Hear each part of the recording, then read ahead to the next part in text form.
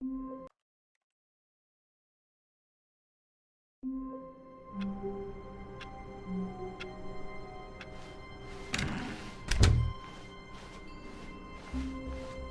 Stanley came to a set of 2 open doors, this was not the correct way to the meeting room, and Stanley knew it perfectly well.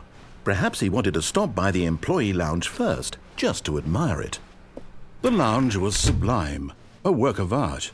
But eager to get back to business, Stanley took the first open door on his left. Stanley was so bad at following directions, it's incredible he wasn't fired years ago. Look, Stanley, I think perhaps we've gotten off on the wrong foot here.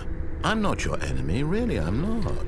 I realize that investing your trust in someone else can be difficult, but the fact is that the story has been about nothing but you all this time. There's someone you've been neglecting, Stanley. Someone you've forgotten about. Please, stop trying to make every decision by yourself. Now, I'm not asking for me. This is it, Stanley. Your chance to redeem yourself, to put your work aside, to let her back into your life. She's been waiting. That's her, Stanley.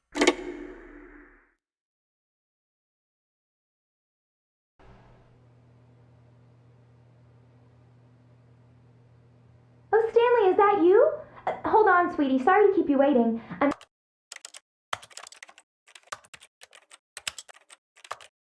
just pulling the bread out of the oven. All right.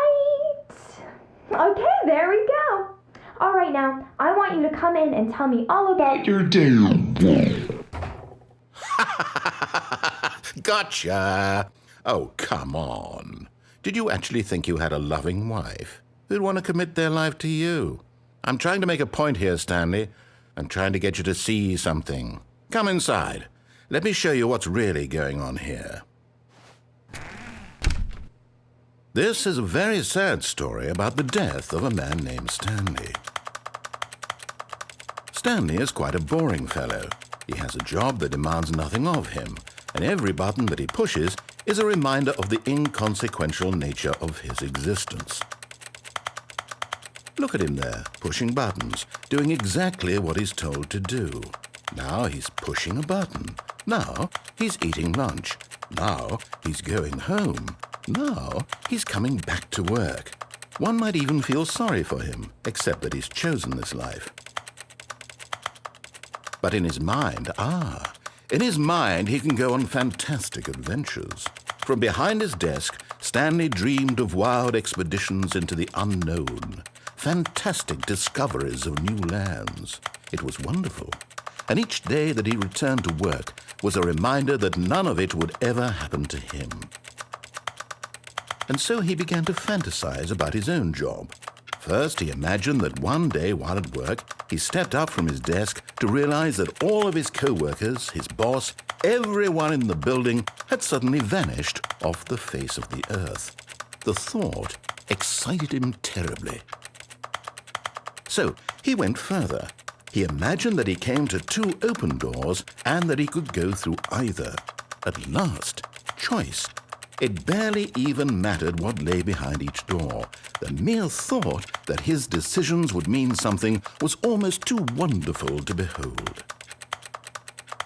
As he wandered through this fantasy world, he began to fill it with many possible paths and destinations.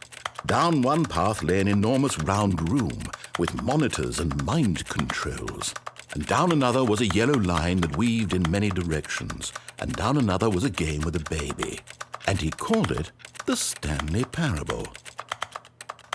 It was such a wonderful fantasy, and so in his head he relived it again, and then again, and again, over and over, wishing beyond hope that it would never end, that he might always feel this free. Surely there's an answer down some new path, mustn't there be? Perhaps if he played just one more time. But there is no answer. How could there possibly be? In reality, all he's doing is pushing the same buttons he always has. Nothing has changed. The longer he spends here, the more invested he gets, the more he forgets which life is the real one. And I'm trying to tell him this. that in this world he can never be anything but an observer, that as long as he remains here, he's slowly killing himself. But he won't listen to me. He won't stop. Here, watch this. Stanley, the next time the screen asks you to push a button, do not do it. You see? Can he just not hear me? How can I tell him in a way that he'll understand that every second he remains here, he's electing to kill himself? How can I get him to see what I see? How can I make him look at himself? I suppose I can't, not in the way I want him to. But I don't make the rules. I simply play to my intended purpose, the same as Stanley. We're not so different, I suppose. I'll try once more to convey all this to him. I'm compelled to. I must. Perhaps, well, maybe this time he'll see. Maybe this time. And I tried again, and Stanley pushed a button. And I tried again, and Stanley pushed a button. And I tried.